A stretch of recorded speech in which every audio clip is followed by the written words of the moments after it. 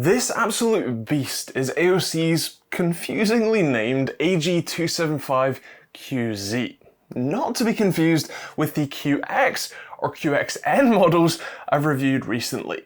This bad boy is a 270Hz 1440p IPS panel that absolutely rips. It's obviously a premium monitor, but when you game on it, you can feel where your money went to. AOC claims this has a 1 millisecond greater response time, and well, I built a tool to test that sort of thing, and I'll call out that sort of normally BS marketing. This is the open source response time tool, and if you want to test monitors yourself, you can pick one up at osrtt.com and get one of the hand-built by me units yourself. So, is this a 1 millisecond monitor? No, not even close. With the overdrive mode set to the maximum, which is what I generally call the marketing BS mode, or strong as you see in the menu, the average sits at 7.2 milliseconds, with genuinely awful overshoot. Now, if you ignore that overshoot and just look at how long it takes to initially get to the target shade, the initial response time, you'll see that a number of the results are fairly close to 1 millisecond, if not quite there exactly. If you look at it that way, the average is more like 3.4 milliseconds, but it's pretty clear that that 3.4 isn't 1, and only 2/3 of the transitions fit inside the refresh rate window, while ignoring all of that overshoot. Now, if you set it to a more sensible overdrive mode, like medium, you'll find the average does increase to around 5.7 milliseconds, which puts most of the transitions outside the absolutely tiny 3.7 millisecond refresh rate window, but it's a much better experience. Like a lot better. There's actually zero overshoots at all, which is quite surprising considering how bad it was on just the next setting up. It really does look like AOC has a lot of room to push the medium overdrive mode a little harder, as a tiny bit of overshoot is perfectly fine, especially if it comes with more like 4.5 millisecond average response times instead. A quick peek at the UFO test shows the overshoot on the highest overdrive mode. What's interesting is, thanks to how fast the refresh rate is, the overshoot ends up not being quite as big a deal as, say, the same level of overshoot on a slower refresh rate monitor. I mean, it's still bad, I wouldn't recommend using that mode, but it is a bit of an interesting observation. On medium, you'll struggle to find much of a problem.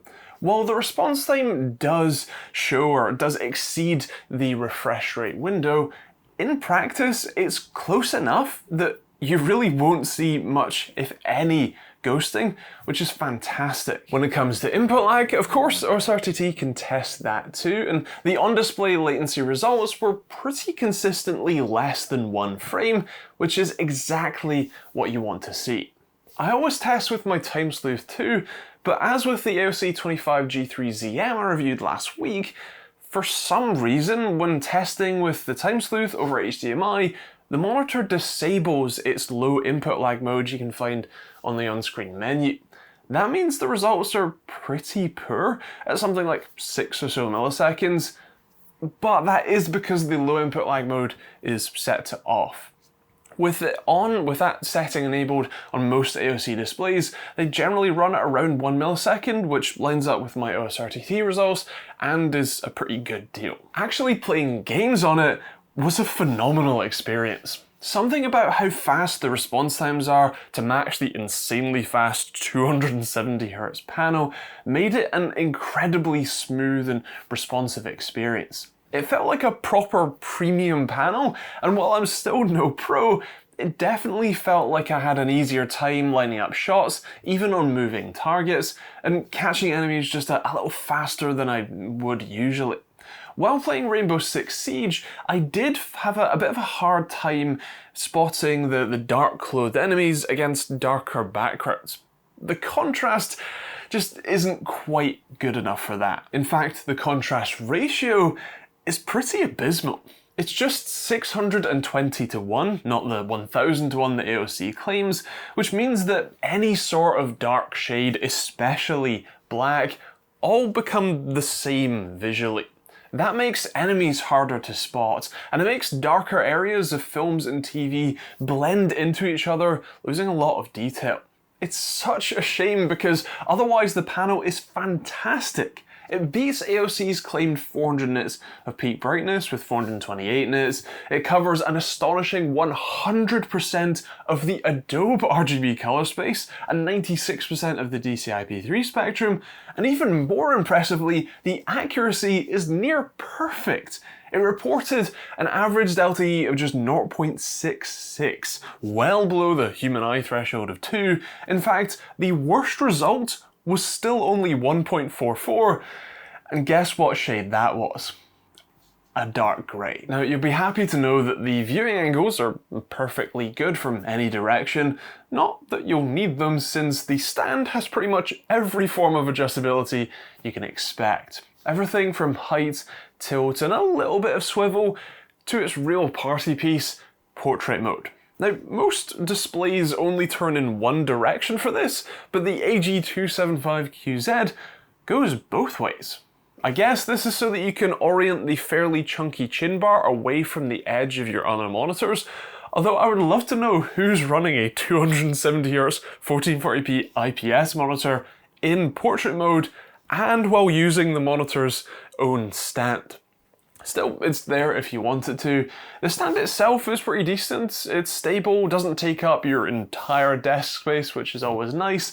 The rear I/O is actually pretty plentiful with a 4-port USB 3 hub, which includes one yellow charging port, and 2 HDMI 2.0 ports, as well as 2 DisplayPort 1.4 ports. When it comes to the on-screen menu, that's controlled with a joystick-style switch on the back right, which is always good to see. The menu is the newer style from AOC, which, while a bit finicky to navigate since the control scheme changes depending on where you are in the menu, it is well laid out with 6 different sections. The most important section, obviously, is the gaming one, where you'll find all of the usual controls for things like Overdrive, the low input lag mode, FreeSync, and actually it's fully G-Sync compatible as well, which is nice that they've actually gone and got it certified for this premium price.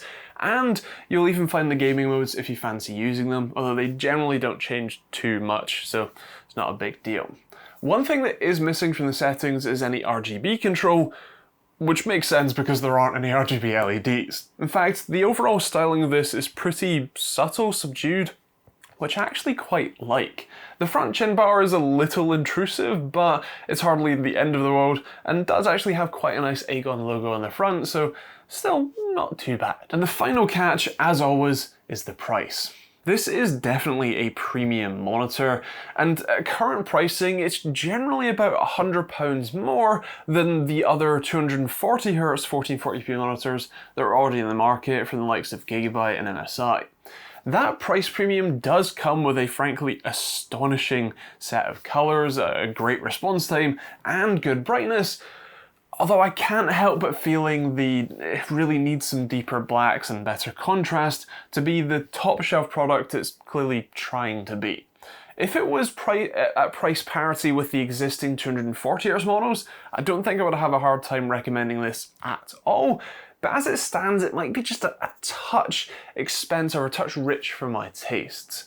That doesn't change that it is a phenomenal gaming experience, and I think only second to a 240Hz 1440p OLED, something that is right around the corner with things like ASUS's RG Endgame display, although that is likely to be well over £1,000 though, so it is still a little while before these two are sort of competing directly. All in all, this is a great display, if a little let down by the sort of lack of contrast ratio. At a slightly reduced price, I could see this being a great choice, but as it stands at its current price, I would probably prefer something that's a little cheaper and with a 240Hz panel instead. With that said though, those are my thoughts, but I would love to hear yours in the comments down below. What do you think of the AG275QZ? Is it a monitor you would pick up yourself, or is the contrast ratio a kind of deal breaker for you? Or are you just in the market for something else entirely? Feel free to let me know in the comments down below. I will leave a global Amazon affiliate link in the description if you want to check that out. That will take you to your local Amazon store where you can see pricing when and where you watch this, because it can and does vary. And if you want to see more videos like this one, do hit the subscribe button and turn on the bell notification icon.